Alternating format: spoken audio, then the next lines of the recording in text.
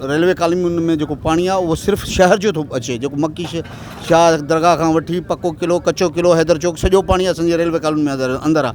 ऐं हीउ तुलसीदास जेको पंप लॻल आहे वासावरन जो आहे ऐं सिंध गवर्नमेंट जे मातहत आहे ऐं पंहिंजो मेयर जे मातहत आहे, उहो बंदि आहे। हीउ तव्हां पाण ॾिसो त हीउ पाणी सभु ओवरफ्लो करे सभु कॉलोनी में अंदरि दाख़िल थी वियो आहे।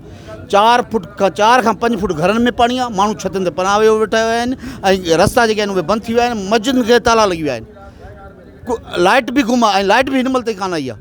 लिहाज़ा असां रिक्वेस्ट कयूं था, इल्तिजा कयूं था तव्हांजे तबदुब सां सिंध TV जी महिरबानी जो आई आहे, असांजी मालिकीअ जी कई अथसि त इंतिज़ाम जेको आहे नोटिस वठे ऐं असांजो पाणी कढाइजे। बाक़ी टाउन चेयरमैन मुस्तफ़ा बिलाल जेको आहे न उहो कंहिं कम जो ई न आहे, उहो 2 सालनि खां असांखे हिकिड़ी सिर बि न मिली आहे हिन कॉलोनी में, छो हिनखे वोट हितां न मिलिया आहिनि। को बि इंतिज़ामी आमदार को बि न आयो आहे, न डिप्टी कमिश्नर साहिबु आयो आहे, न AC साहिबु आयो आहे, न मेयर साहिबु आयो आहे, न डिप्टी मेयर आयो आहे, न टाउन चेयरमैन आयो आहे, न UC चेयरमैन आयो आहे, केर बि न आयो आहे। जेके इंतिज़ामिया जा पिलर आहिनि उहे बिल्कुलु असांखे विसारे छॾियो अथनि ऐं मुस्तफ़ा बिलाल जे हवाले करे छॾियो अथनि भई टाउन चेयरमैन सभु शइ कंदो, सो हुन मां उमेद ई कान्हे का, असां पाण में ॿुॾा पिया आहियूं। बसि इहा हाल आहे असांजी फैमिली जेका आहे मथे छतनि ते वेठी आहे, रिध पचाव जो सामान कोन्हे, हर शइ ख़तमु थी चुकी आहे। लिहाज़ा असां DC साहिब खे, कमिश्नर हैदराबाद खे ऐं पंहिंजो चेयरमैन बिलावल साहिब खे, CM सिंध खे प्लस मेयर साहिब खे रिक्वेस्ट था कयूं त असांजो नोटिस वठी ऐं पाणी फिलफोर असांखे कढाराए ॾिनो वञे।